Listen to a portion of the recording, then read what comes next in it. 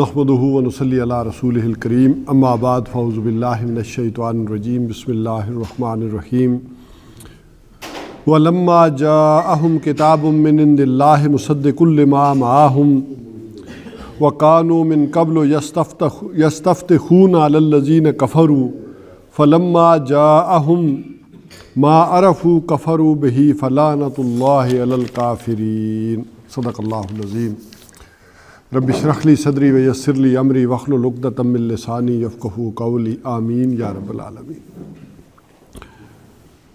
سورہ بقرہ کا جو سلسلے وار ہمارا درس چل رہا تھا، پچھلے درس میں آخر میں ہم نے یہ آیت پڑھی تھی۔ میں نے ذرا ربط قائم کرنے کے لیے اس کو دہرا دیا ہے تاکہ اس کا ترجمہ کرتے ہوئے پھر آگے بڑھے۔ وَلَمَّا جَاءَهُمْ كِتَابٌ مِّنْ عِندِ اللَّهِ، اور اب جب کہ آ گئی ہے ان کے پاس ایک کتاب اللہ کی جانب سے، مصدق لما معہم، جو تصدیق کرتی ہے اس کی کہ جو ان کے پاس ہے۔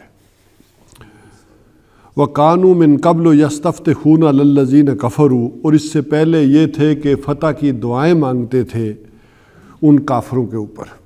یہ ساری میں نے واقعہ آپ کو سنا دیا تھا کہ اس کی ہسٹری کیا ہے پیچھے۔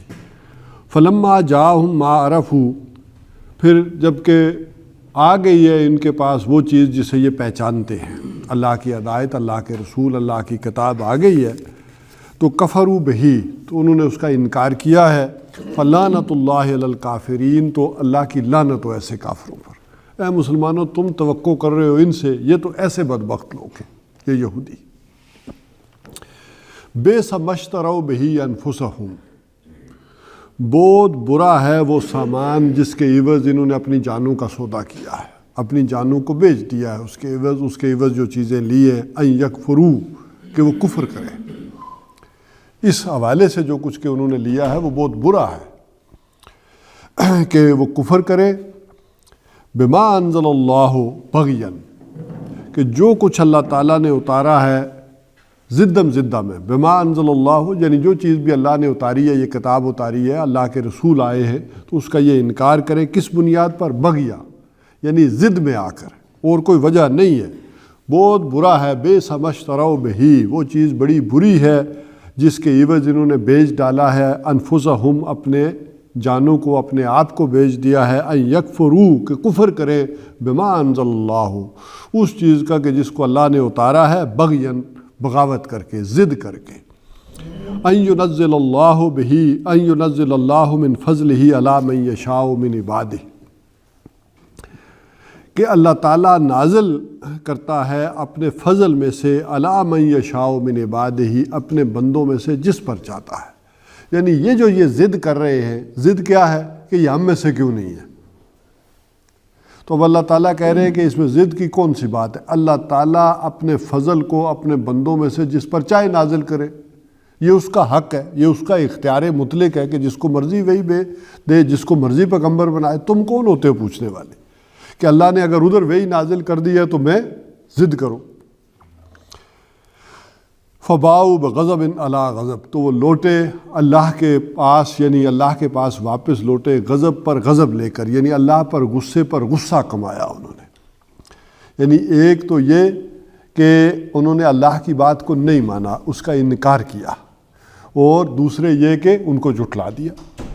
ایک پیغمبر کو جھٹلا دینا یہ کوئی آسان بات تھوڑی ہے، یعنی اللہ کے غصے کو انہوں نے بھڑکایا ہے۔ تو اللہ کے غصے پر غصہ، ان کے اوپر دوہرا غصہ آیا۔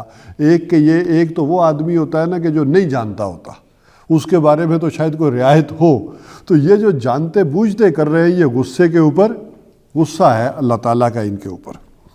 وَلِلْكَافِرِينَ عَذَابٌ مُّهِينٌ، اور کافروں کے لیے پھر جو ہے اہانت آمیز عذاب ہے، ذلت آمیز عذاب ہے۔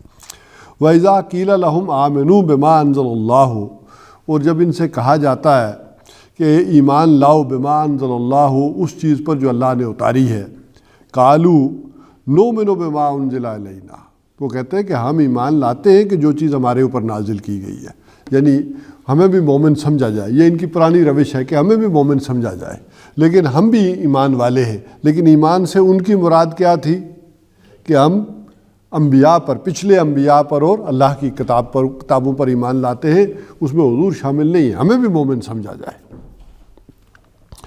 وَيَكْفُرُونَ بِمَا وَرَاءَهُ، اور اس کا انکار کرتے ہیں جو اس کے پیچھے ہے، یعنی بعد میں جو کچھ نازل ہوا ہے، یعنی حضرت موسیٰ علیہ السلام کے بعد جو کچھ نازل ہوا ہے ہم اس کا انکار کرتے ہیں، ہم اس کا کفر کرتے ہیں۔ وَهُوَ الْحَقُّ، حالانکہ وہ کیا ہے؟ حق ہے، سچ ہے۔ مُصَدِّقًا لِمَا مَعَهُمْ، تصدیق کرتا ہے اس کی کہ جو ان کے پاس ہے۔ اچھا، اس میں تصدیق کرتے ہونے میں بھی دو باتیں ہیں۔ ایک تصدیق کر رہا ہے قرآن، تورات اور انجیل کی کہ یہ اللہ کی کتابیں ہیں، یہ تصدیق بھی ہے، اور وہ تصدیق کر رہا ہے یعنی وہ کلام، وہ حق، وہ قرآن کس کی؟ جو ان کے پاس ہے۔ تو ایک یہ بات بھی ہے کہ اس کی تصدیق کر رہا ہے، اور ایک یہ ہے کہ یہ تصدیق کر رہا ہے ان پیشن گوئیوں کی جو ان کی کتابوں میں ہے۔ اگر اس کنٹیکس میں دیکھیں گے تو یہ بات آ جائے گی کہ حضور صلی اللہ علیہ وسلم کے متعلق، اس کتاب کے متعلق، اس خانہ کعبہ کے متعلق، یہ تینوں جگہ باتیں مختلف جگہ پر آئیں گی، تو ان سب کی جو ہے وہ تورات اور انجیل کیا کر رہی ہے؟ تصدیق کر رہی ہے۔ گویا قرآن حکیم اور محمد الرسول اللہ تورات اور انجیل کی پیشن گوئیوں کا مصداق بن کر آئے۔ کل، اے نبی ذرا ان سے ذرا پوچھئے، اب ذرا ان ساری باتوں کا ایک جواب دیا جا رہا ہے کہ تم ایسے پکے ٹھکے مومن ہو کہ ہم تو اسی پر ایمان رکھتے ہیں جو ہم پر نازل ہوا ہے، یہ ہے نا تمہارا دعویٰ۔ تو کل فلم تقتلون انبیاء اللہ من قبل، تو اس سے پہلے تم اللہ کے انبیاء کو کیوں قتل کرتے رہے ہو؟ یعنی اب بات یہ آ گئی کہ تم بڑے مومن ہو، تو یہ تورات پر ایمان رکھتے ہو، حضرت موسیٰ علیہ السلام پر رکھتے ہو، تو پھر انبیاء کو قتل کیوں کرتے رہے ہو جو تورات کو بھی ماننے والے تھے اور حضرت موسیٰ کے بھی ماننے والے تھے؟ تو تم نے تاریخ میں یہ کیا کیا؟ جو ہمیں معلوم ہے وہ ہے کہ انہوں نے حضرت یحییٰ کو قتل کر دیا، اور اسی طرح اپنے طور پر تو انہوں نے پوری کوشش کی، تو حضرت مسیح علیہ السلام کو بھی کوشش کی، وہ ہوا نہیں، لیکن انہوں نے اپنے طور پر تو کر ہی دیا۔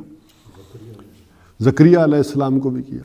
تو اگر یہ ابھی جو ریسنٹ والے تھے، اگر یہ تینوں کو کیا ہے تو پیچھے کیا کرتے رہے ہوں گے؟ تو کل فلم تقتلون انبیاء اللہ من قبل، تو اس سے پہلے پھر تم انبیاء کو کیوں قتل کرتے رہے ہو؟ ان کنتم مومنین، اگر تم مومن ہو، واقعاً تمہارا دعویٰ ایمان سچا ہے، ایسے ہی ایماندار ہو، تو پھر یہ کیوں کیا؟ وَلَقَدْ جَاءَكُم مُوسَىٰ بِالْبَيِّنَاتِ، اور یہ تو تمہارا یعنی وہ جسے کہ طرز عمل ہے، تمہارے آباء و اجداد کا بھی یہی رہا ہے۔ اب ذرا اس کی طرف توجہ دلائی جا رہی ہے کہ موسیٰ علیہ السلام کے وقت بھی بہت کچھ تم لوگوں نے کیا ہے۔ وَلَقَدْ جَاءَكُم مُوسَىٰ بِالْبَيِّنَاتِ، اور آئے تھے موسیٰ علیہ السلام بھی تمہارے پاس آ چکے تھے، بالبینات، بڑے واضح معجزوں کے ساتھ۔ ثُمَّ اتَّخَذْتُمُ الْعِجْلَ، تو پھر تم نے پکڑ لیا بچھڑے کو، من بعدہ، ان کے بعد، وَأَنْتُمْ ظَالِمُونَ، اور تم تھے ظالم، یعنی شرک کرنے والے تھے، تم نے ظلم والا معاملہ کیا، اس بچھڑے کو اختیار کر لیا۔ تو اس وقت بھی وہ بھی تو تمہارے آباء و اجداد تھے نا، یہ پھر کیوں کیا؟ وَإِذْ أَخَذْنَا مِيثَاقَكُمْ وَرَفَعْنَا فَوْقَكُمُ الطُّورَ، اور یاد کرو کہ جب ہم نے تم سے عہد لیا تھا اس طور کو تمہارے اوپر بلند کر کے، خُذُوا مَا آتَيْنَاكُمْ، پکڑو اس کو جو کچھ ہم نے تمہیں دیا ہے، بِقُوَّةٍ، مضبوطی کے ساتھ، یعنی اس پر مضبوطی کے ساتھ پکڑنے سے مراد کیا ہے؟ اس پر عمل پیرا ہو جاؤ، جو چیزیں ہیں یعنی اس کتاب کا حق ادا کرو، جو قرآن حکیم میں آیا کہ جب اللہ تعالیٰ کسی کو کتاب دیتے ہیں تو وہ یتلون تلاوتہ، اس کی تلاوت کا حق ادا کرتے ہیں پھر وہ، اور وہ تلاوت کا حق کیا ہے؟ کہ اس کو سمجھنا، اس کو پڑھنا، اس کو سمجھنا، اس پر عمل کرنا، یہ اس کی تلاوت کا حق ہے۔ تو اس کو جو ہے وہ مضبوطی سے تھامے رکھو، اور دوسری جگہ تو آیا ہے نا کہ اس کو وذکرو، اور یاد بھی کرو جو کچھ اس کے اندر ہے۔ خُذُوا مَا آتَيْنَاكُمْ بِقُوَّةٍ، جو کچھ ہم نے تمہیں دیا ہے اس کو مضبوطی سے تھامو، وَاسْمَعُوا، اور غور سے سنو۔ اچھا، اس میں ایک بات اور اعتراض والی آئی ہے، جو میں نے پچھلی دفعہ بھی تھوڑی سی وضاحت کی تھی کہ یہ واقعتاً معجزانہ بات ہوئی ہے۔ کچھ لوگوں نے اس کی وضاحتیں تو کی ہیں کہ نہیں وہ ایسے لگ رہا تھا، صاحبان کی طرح تھا، نہیں، واقعی طور کو جو ہے ان کے اوپر بلند رکھا ہے، لا کر جیسے اوپر لایا جاتا ہے ویسے لایا ہے اللہ تعالیٰ نے۔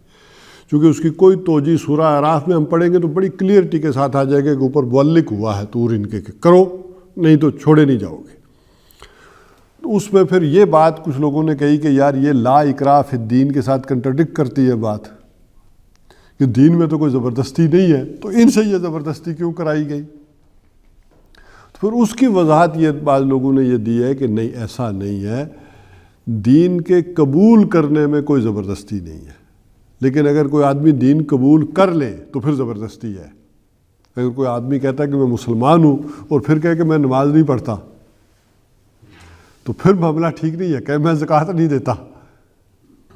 ہاں، ایک آدمی عیسائی رہنا چاہتا ہے، اس پر کوئی زبردستی نہیں ہے کہ وہ مسلمان ہو، کوئی یہودی رہنا چاہتا ہے، ہندو رہنا چاہتا ہے، کوئی زبردستی نہیں ہے کہ وہ مسلمان ہو جائے، لیکن جو ہو گیا ہے وہ اسے اس کے احکامات پر جو ہے وہ عمل کرنا ہوگا۔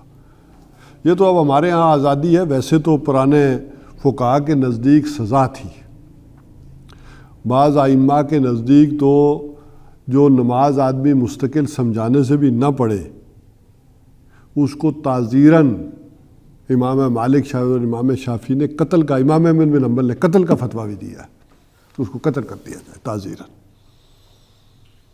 البتہ امام ابو حنیفہ نے رعایت رکھی ہے کہ اسے جیل میں ڈال دیا جائے جب تک نماز نہ پڑھے، اس کا اقرار نہ کرے کہ آئندہ پابندی سے پڑھوں گا، اسے چھوڑا نہ جائے۔ تو کوئی کہہ سکتا ہے نا یہ بھی زبردستی ہے، بھائی میں نماز پڑھوں یا نہ پڑھوں، نہیں۔ تو یہ لا اکراہ فی الدین کے ساتھ اس کا کوئی ٹکراؤ نہیں ہے۔ جب انہیں کہا گیا کہ تم ایک مسلمان قوم ہو، دعویٰ کرتے ہو ایمان کا، تو اب تمہیں ان شریعت کے احکامات کے اوپر عمل کرنا پڑے گا۔ خذوا ما آتیناکم بقوۃ واسمعوا قالوا سمعنا وعصینا، اور انہوں نے کہا کہ ہم نے سنا اور نافرمانی کی۔ اب بعد میں کوئی پوچھتا تھا نا، وہ کہتے تھے کہ جب یہ عہد لیا گیا تھا نا کہ اب تم نے سن لیا ہے واسمعوا، تو اس پر عمل کرو، تو ہم نے اسی وقت کہہ دیا تھا، ہم نے عہد ہی نہیں کیا تھا، ہم نے کہا تھا کیا؟ سمعنا وعصینا، ہم نے نافرمانی کی۔ اب ذرا دیکھیں، یہ عادت ان کی پوری تاریخ میں رہی ہے۔ ابھی جب ہم آگے پڑھیں گے تو حضور صلی اللہ علیہ وسلم کے ساتھ بھی وہ رائنا کو رائنا کرتے تھے۔ لفظ ہے نا، حضور صلی اللہ علیہ وسلم گفتگو کر رہے ہیں محفل کے اندر، تو کسی کو کوئی بات سمجھ میں نہیں آئی یا کوئی صحیح توجہ نہیں دے سکا۔ اب اس وقت تو ریکارڈنگ تو نہیں تھی نا، ابھی سمجھ نہیں آئی تو بعد میں سن لیں گے، تو کہا جاتا تھا رائنا، کہ ہماری رعایت کیجئے، ذرا ہمیں مہلت دیجئے۔ یعنی مطلب یہ ہوتا تھا جب کوئی شاعر بھی شعر پڑھتا ہے نا، آپ کہتے ہیں مقرر، ذرا دہرا دیں، تو رائنا، ذرا ہماری رعایت کیجئے، کیا مطلب؟ دہرا دیجئے بات کو تاکہ ہم اچھی طرح سے سمجھ لیں۔ تو یہ اس کو بھی ذرا لفظ کو چبا کر پڑھتے تھے، رائنا، اے ہمارے چرواہے۔ تو یہ ایک بگاڑ ان کی زبانوں کے اندر پہلے بھی موجود تھا۔ تو اسی کا ایک شاخسانہ یہ ہے کہ اس وقت بھی جب اللہ تعالیٰ نے طور جو کو ان کے اوپر معلق کر دیا تھا اور کہا تھا کہ کیا کرو؟ واسمعوا، سمعنا واطعنا، تو انہوں نے کہا تھا کہ ہم نے سمعنا وعصینا، اور پھر کہتے اسی طرح سے تھے۔ اگر کوئی سن بھی لے، اگلے والے کو تو ایسے ہی سمجھ آتی تھی کہ انہوں نے اطعنا کہا ہے، لیکن جو قریب والا آدمی سمجھ بھی جاتا تھا پاس کھڑا ہوا کہ انہوں نے تو عصینا کہا ہے، تو وہ کہتا ہے کہ یہ کیا کہا تم نے عصینا؟ نہیں نہیں بھائی، ہم نے ٹھیک کہا ہے، تمہارے کانوں میں میل ہے، تم اپنے کان صاف کراؤ بھائی، ہم تو بالکل ٹھیک کہہ رہے ہیں۔ تو یہ ان کی ایک روش اس وقت بھی تھی۔ اچھا، اس روش کی پاداش میں پھر کیا ہوا؟ اللہ تعالیٰ یہ کہتے ہیں کہ یہ جو بچھڑے کو انہوں نے پوجنا شروع کر دیا، کیا کیا ہے انہوں نے؟ اللہ نے کس جرم کی سزا دی ہے انہیں؟ تو یہ بنیادی بات تھی کہ جو میں سمجھانا چاہ رہا تھا آپ کو، کہ انہوں نے اصل میں جو وہاں اس وقت جب اللہ تعالیٰ نے عہد لیا تو ان لوگوں نے عہد کے ساتھ کیا معاملہ کیا؟ یہ والا معاملہ کیا۔ اللہ کو نہیں پتہ لگا کہ عصینا کہہ رہے ہیں، پتہ تھا، ٹھیک ہے کہ نہیں؟ لیکن اللہ تعالیٰ ہماری طرح فوراً نہیں کرتے۔ اللہ نے پھر کیا کیا وہ آگے بتا رہے اللہ تعالیٰ۔ وَأُشْرِبُوا فِي قُلُوبِهِمُ الْعِجْلَ بِكُفْرِهِمْ، اس کفر کی پاداش میں اللہ تعالیٰ نے ان کے دلوں میں بچھڑے کو بٹھا دیا، یعنی اس کی محبت راسخ کر دی، وہ پلا دی، ان کی توجہ ادھر ہو گئی، اور پھر اس کی سزا کیا ملی؟ ادھر سے لایا نا اللہ تعالیٰ۔ اس کے لیے کرنے کو کیا تھا؟ اس وقت کی پہاڑی گرا دیتا، ہر ایک کو پتھر وہاں سے پہاڑ سے گر کے لگ سکتا تھا، کوئی اس کے لیے، لیکن اسے دکھایا کہ ہوتا کیا ہے۔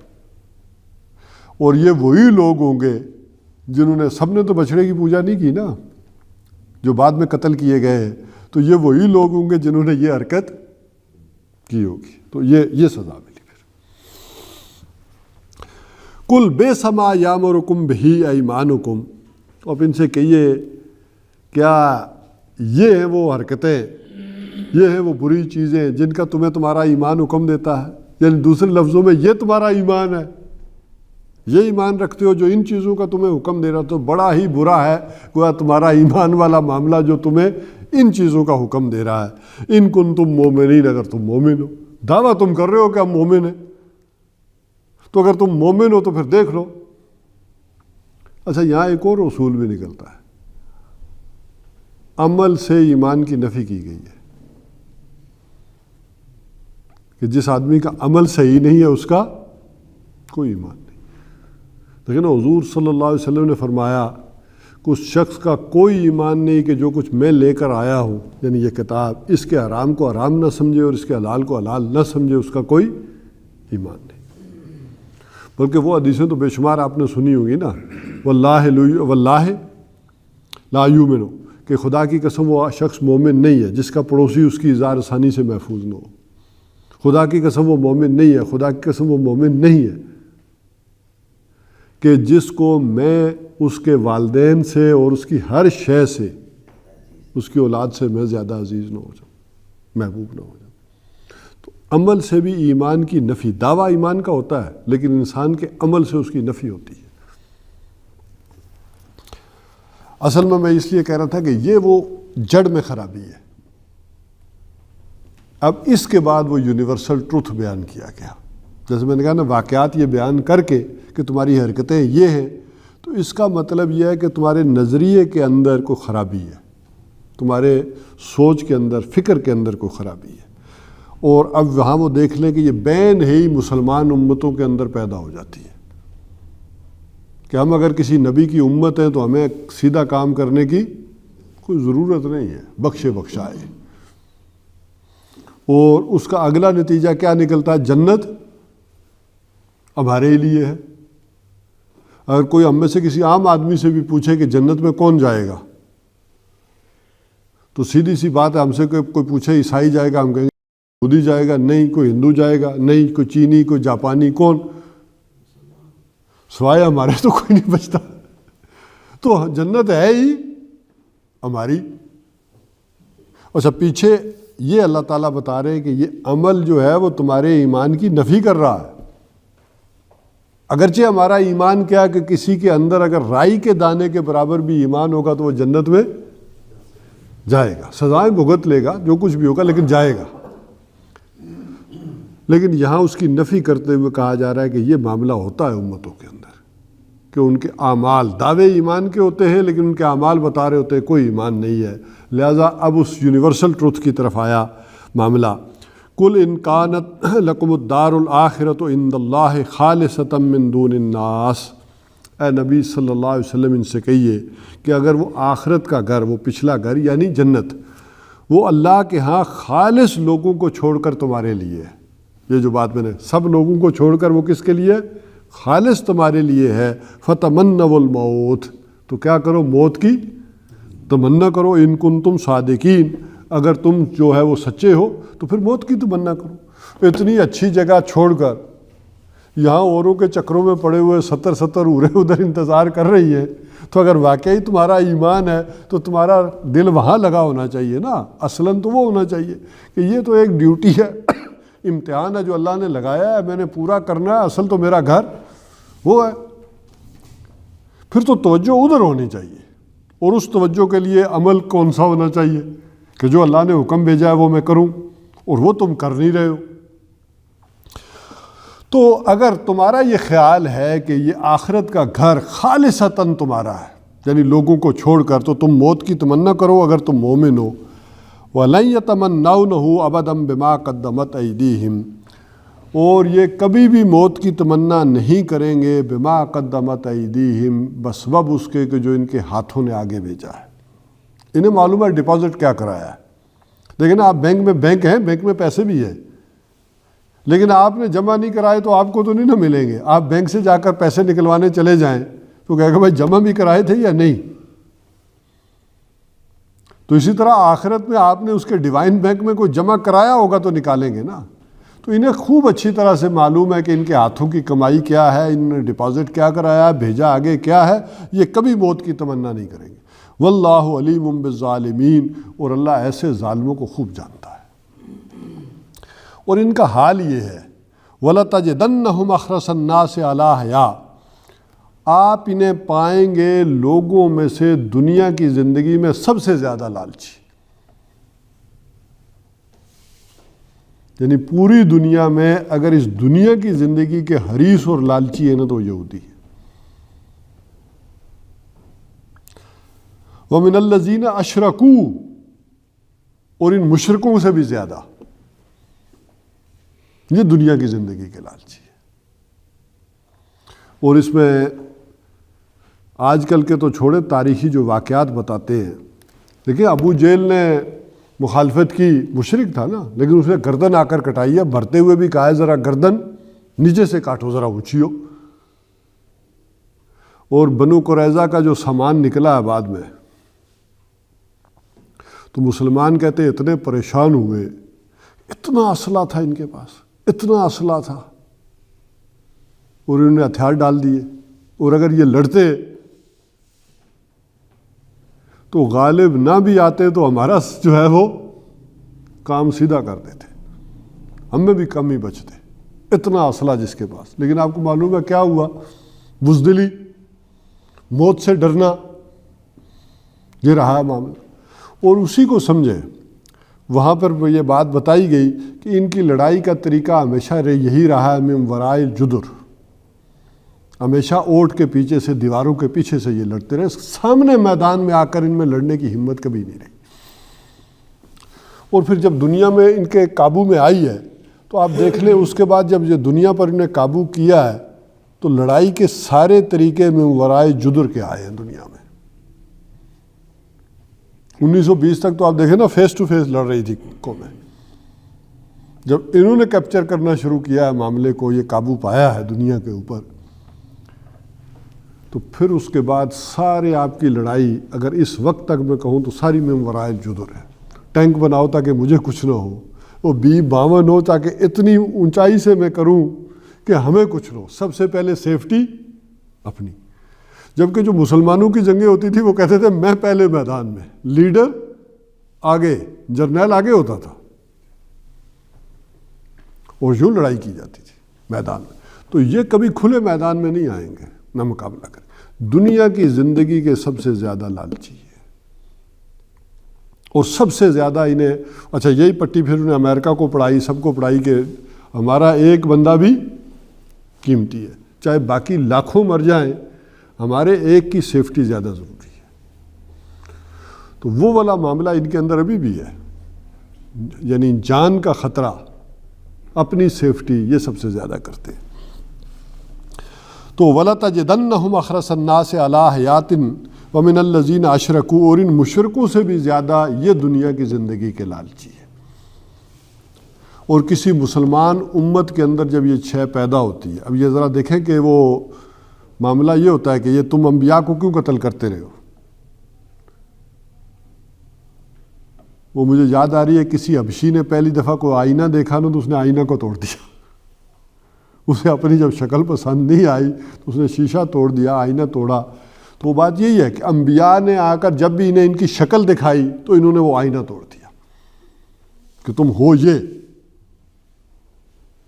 اور مسلمان امتوں کے اندر پھر یہ بیماری جب پیدا ہوتی ہے تو کہا گیا، حضور صلی اللہ علیہ وسلم نے فرمایا کہ وقت آئے گا تم پر کہ دنیا کی قومیں تم پر ایسے ٹوٹ پڑیں گی جیسے کھانے پر، دسترخوان پر جو ہے دعوت دی جاتی ہے، جو کہتے ہیں کھانا کھل گیا شادی میں، سارے دوڑتے ہیں، تو ایسے دعوت دے گی۔ عربوں میں تو اور دوسرے طریقے سے ہوتا ہے، وہ بڑا سا تھال رکھتے ہیں نا تو اس پر پھر دعوت دیتے ہیں کہ آؤ کھا لو سارے۔ تو اس طرح حضور نے فرمایا کہ بڑا سا وہ برتن ہوگا طواق، کہ وہ اس کے اوپر دعوت دی جائے گی کہ آؤ ایسے دنیا کی قومیں تم پر آئیں گی۔ تو اس وقت صحابہ نے، بلکہ وہ حدیث میں آتا ہے کہ ایک پوچھنے والے نے پوچھا کہ اے نبی اللہ، کیا اس دن ہم تعداد میں کم ہوں گے؟ تو حضور نے فرمایا نہیں، تعداد میں اس دن تم بہت زیادہ ہوں گے۔ تو فرمایا بہت زیادہ ہوں گے تو پھر یہ کیا ہوگا؟ اگر تمہیں وہن لگ جائے گا۔ تو ان کا وہن کیا ہوتا ہے؟ تو حضور نے فرمایا وان یہ ہے حب الدنیا و کراہیت الموت، دنیا کی محبت اور موت سے کراہت، نفرت، یہ ہو جائے گا۔ جبکہ وہ جو لوگ دنیا میں چھائے ہیں مسلمانوں کی حیثیت سے، انہیں موت زیادہ عزیز تھی، زندگی سے موت عزیز تھی، جبکہ قوموں کے اندر جب وہن کی بیماری لگتی ہے تو انہیں زندگی زیادہ عزیز ہو جاتی ہے اور موت کم۔ یہ نقطہ نظر کا فرق واقع ہو جاتا ہے۔ اور یہ دیکھ لیں 1920 کے لگ بھگ تو یہ سارا ہوا ہے۔ پوری دنیا کے اگر نقشے کا گلوب کا جائزہ لیں تو شاید ہی کوئی ملک تھا جو بچا ہوا تھا۔ 20 سے 45 کے ایڑے گیڑے میں آپ دیکھیں گے یہ سارے ممالک وہ تھے، عربوں سے اگرچہ انگریزوں نے وعدہ یہ کیا تھا کہ تمہیں آزاد کر دیں گے، آزادی دلائیں گے اور تم ترکوں کے خلاف بغاوت کر دو، لیکن پھر جس طرح سے اس کے حصے بکھرے ہوئے ہیں پورے عرب کے، کوئی اردن، کوئی شام، کوئی عراق، یہ پہلے ایک ہی تھا سارا۔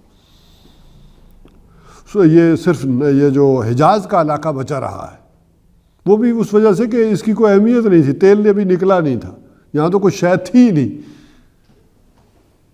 لہذا اس پر انہوں نے وہ اس طرح قبضہ نہیں کیا۔ اللہ تعالیٰ کی اپنی حکمت تھی، ورنہ کوئی شے ان سے بچی نہیں تھی۔ پوری دنیا کے اوپر اس نے اسی طرح کئی ولندیزی تھے، کئی اٹالین تھے، کئی فرینچ تھے، انگریز تھے آئے۔ ہمیں تو ان مظالم کا احساس نہیں ہے۔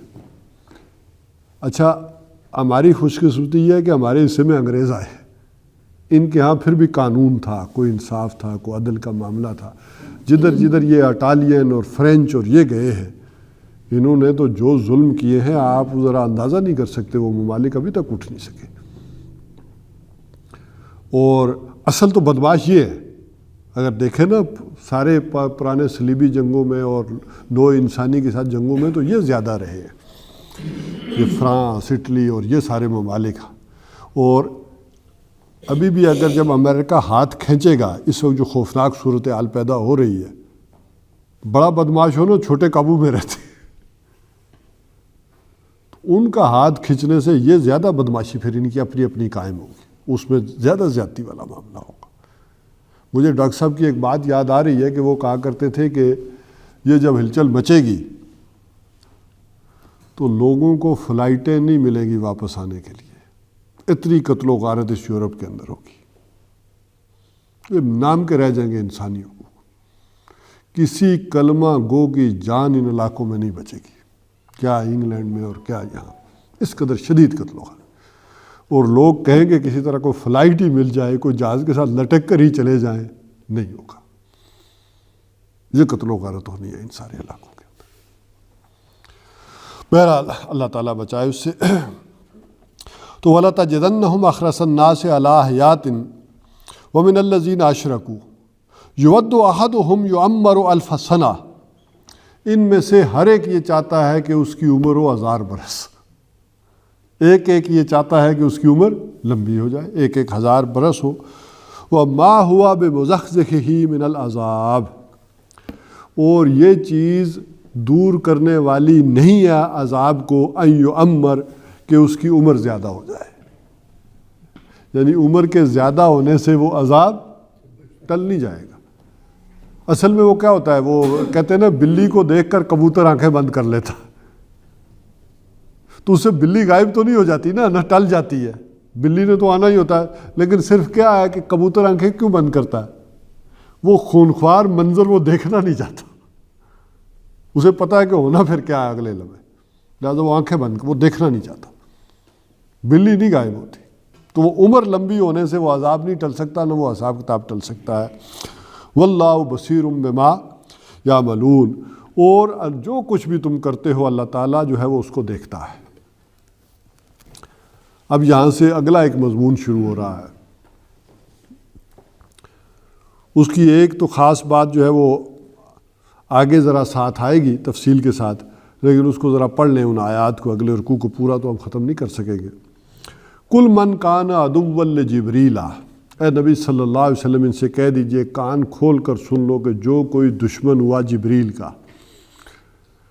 اصل میں یہودیوں نے یہ کہنا شروع کر دیا تھا کہ یہ اصل ہمارے ساتھ دشمنی ہو گئی ہے جبریل کی، جبریل ہمارا دشمن ہے، اور اس نے کیا کیا ہے، اس نے وہی ہمارے پاس لانے کی بجائے بنی اسماعیل میں لے گیا ہے، اور کچھ عرصے سے یہ خبریں عذاب کی لاتا جا رہا ہے، اس کو ہمارے ساتھ کوئی ضد ہے جبریل کو اور اس نے یہ حرکت کی ہے، ورنہ ایسا ممکن نہیں ہے، 2000 برس سے نبی ہم میں آ رہے ہیں تو یہ آخری کیوں ادھر آنے تھے، یہ بھی ہم ہی میں آنے تھے، یہ جبریل نے چکر چلایا سارا، اس کی ہمارے ساتھ دشمنی ہے۔ تو بہرحال جیسے ہم نے پچھلی دفعہ شاید یہ ڈسکس کیا تھا کہ ایسا نہیں ہے کہ یہ جو چیز سابقہ امتوں میں پیدا ہوئی ہے وہ کسی نہ کسی انداز میں ہمارے ہاں بھی پیدا ہوئی ہے، اور مجدد الفسانی علیہ رحمہ نے ذکر کیا ہے کہ یہ خاص کر اہل تشیع کے اندر ایک فرقہ ہے جو جس کو کہتے ہیں غرابیہ ایک فرقہ ہے، اب معلوم نہیں ابھی بھی ہے کوئی ان میں سے یا نہیں ہے، مجھے نہیں معلوم، لیکن کہتے تھے وہ غرابیہ فرقہ جو ہے وہ یہی نظریہ رکھتا ہے کہ حضور صلی اللہ علیہ وسلم کا جو روحانی وجود ہے اور حضرت علی رضی اللہ تعالیٰ عنہ کا جو روحانی وجود ہے اس میں اتنی مماثلت تھی کہ جبریل کو دھوکہ لگ گیا۔ یہ اصل میں غرابیہ انہیں کیوں کہتے ہیں؟ غراب کہتے ہیں کوے کو، تو کوے جو ہے نا وہ بہت سارے بیٹھے ہوں تو آپ پہچان نہیں سکتے کہ یہ کون سا ہے یا یہ کون سا ہے، تو جیسے کووں کی پہچان مشکل ہے ایسے ہی جبریل کے لیے بھی مشکل ہو گئی تھی کہ روح کو پہچانے، اور وہ غلطی سے ادھر لے گئے یعنی وحی کو۔ اب چلے جبریل کو تو کچھ کہہ سکتے ہیں کہ آپ کے دھوکہ لگ گیا، جو بھیج رہا تھا اس کو بھی لگ گیا کہ اس کو بھی نہیں پتا تھا کہ میں کدھر بھیج رہا ہوں اور جا کہاں رہی ہے۔ تو کل من کان عدوا لجبریل، اے نبی ان سے کہیے کہ جو کوئی دشمن ہوا جبریل کا، فَإِنَّهُ نَزَّلَهُ عَلَىٰ قَلْبِكَ، اس نے تو اس کو نازل کیا ہے آپ کے قلب مبارک پر۔ یعنی جبریل کون ہوتا ہے؟ اس کا کیا اختیار ہے کہ وہی کو ادھر سے ادھر کر دے؟ اس نے تو اس کو نازل کیا ہے آپ کے قلب مبارک پر بِإِذْنِ اللہ، اللہ کے حکم سے۔ مُصَدِّقًا لِمَا بَيْنَ يَدَيْهِ، یہ تصدیق کرتے ہے اس کی، یعنی یہ جو کلام ہے، یہ جو کتاب ہے، یہ جو بات ہے، تصدیق کرتی ہے اس کی جو ان کے سامنے ہے، ان کے ہاتھوں میں ہے، یا اس کا مصداق بن کر آئی ہے جو پیشن گوئی ان کے پاس ہے۔ وَهُدًى وَبُشْرَىٰ لِلْمُؤْمِنِينَ، اور یہ ہدایت ہے اور خوشخبری ہے اہل ایمان کے لیے۔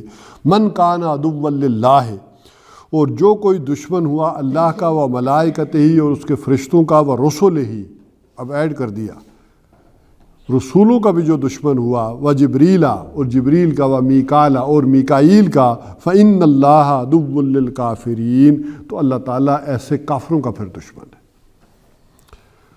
وَلَقَدْ أَنزَلْنَا إِلَيْكَ آیَاتٍ بَيِّنَاتٍ، اور ہم نے تو نازل کی ہیں آپ پر یہ واضح آیات، واضح نشانیاں۔ وَمَا يَكْفُرُ بِهَا إِلَّا الْفَاسِقُونَ، اور ان کا انکار نہیں کرتے مگر وہی جو بڑے نافرمان لوگ ہیں، ناہجار لوگ ہیں، بدمعاش ہیں، جو وہی ان کا انکار کرتے ہیں۔ وَكُلَّمَا عَاهَدُوا عَهْدًا، اور جب کبھی بھی انہوں نے کوئی عہد کیا کسی عہد میں سے، نَبَذَهُ فَرِيقٌ مِّنْهُمْ، تو ان میں سے ایک فریق نے اسے پھینک دیا۔ بل اکثرہم لا یؤمنون، بلکہ ان کی اکثریت ایمان سے خالی ہے، ایمان لانے والی نہیں ہے۔ وَلَمَّا جَاءَهُمْ رَسُولٌ مِّنْ عِندِ اللَّهِ، اور جب ان کے پاس آ گئے ہیں ایک رسول اللہ کی جانب سے، مُصَدِّقٌ لِّمَا مَعَهُمْ، تصدیق کرتے ہوئے اس کی کہ جو ان کے پاس ہے، نَبَذَ فَرِيقٌ مِّنَ الَّذِينَ أُوتُوا الْكِتَابَ، تو پھینک دیا جن لوگوں کے اوپر کتاب نازل کی گئی تھی ان میں سے، یعنی ان میں سے ایک گروہ نے، کتاب اللہ وراء ظہورہم، اللہ کی کتاب کو پیٹھ کے پیچھے، یعنی اسے نظر انداز کر دیا۔ جیسے ہم نہیں کہتے کہ اس نے میری بات پس پش ڈال دی، اسے کوئی اہمیت ہی نہیں دی، تو اللہ کی کتاب ان کے پاس تھی، اس میں لکھی ہوئی تھی یہ چیزیں، تو اہل کتاب میں سے ایک گروہ نے اسے ڈال دیا پس پشت۔ کأنہم لا یعلمون، ایسے ہو گئے جیسے جانتے ہی نہیں۔ اور اب جب کتاب کو پس پش ڈال دیا، کتاب کو پھینک دیا، کتاب سے تعلق منقطع کر لیا، تو خلا نہیں رہتا، اس خلا کو پھر کچھ اور چیزیں پوری کرتی ہیں۔ اب آگے پھر گفتگو ہوگی وہ کہ یہ جو خلا پیدا ہوتا ہے امتوں کے اندر پھر کیا آتا ہے۔ جب قومیں کتاب کو چھوڑ دیتی ہیں، اللہ کی کتاب کو، تو اس خلا کو پھر کچھ مختلف چیزیں پوری کرتی ہیں، مختلف لٹریچر ہوں، مختلف نصاب ہوں، یا پھر اس کی ایک انتہا یہ ہوتی ہے کہ اس معاشرے میں جادوگری، کالا علم، پھر اس خلا کو پھر شیطان ان چیزوں سے پھر پر کرتا ہے۔ تو اللہ کی کتاب کو چھوڑنے کی پاداش میں بیماریاں آتی ہیں۔ پھر یہاں سے اگلا پھر یہ معاملہ شروع ہو جائے گا کہ اگلی دفعہ ہم مطالعہ کریں گے کہ اس جادو کی کیا حقیقت ہے، یہ کہاں سے انٹر ہوا اور اس کا کیا معاملہ ہے، اور اس کا فرق بتایا جا رہا ہے کہ یہ آیا کہاں سے، اصلاً اس کتاب کو چھوڑنے کی پاداش پہ، جب انہوں نے اپنی کتاب کو پس پش ڈال دیا کہ کیا لکھا ہوا ہے، کیا احکامات ہیں، تو پھر اس کے جرم کی سزا میں، جیسے انہوں نے کیا کہا تھا، سمینا و اسینا، تو پھر اللہ تعالیٰ نے ان کے اندر کیا ڈال دیا، محبت والا معاملہ بچھڑے کی۔ تو اسی طرح جب قرآن کی تلاوت چھوڑی، اس کے ساتھ تعلق منقطع کیا، تو اس کی پاداش میں پھر گلی گلی محلے محلے پھر ساری چیزیں آتی ہیں۔ تو اس کے اوپر پھر انشاءاللہ العزیز میں نے کہا تھا ان آیات کا تعلق وہاں آئے گا، اس کے ساتھ پھر ہم کریں گے۔ اللہ تعالیٰ ہمیں ہدایت دے۔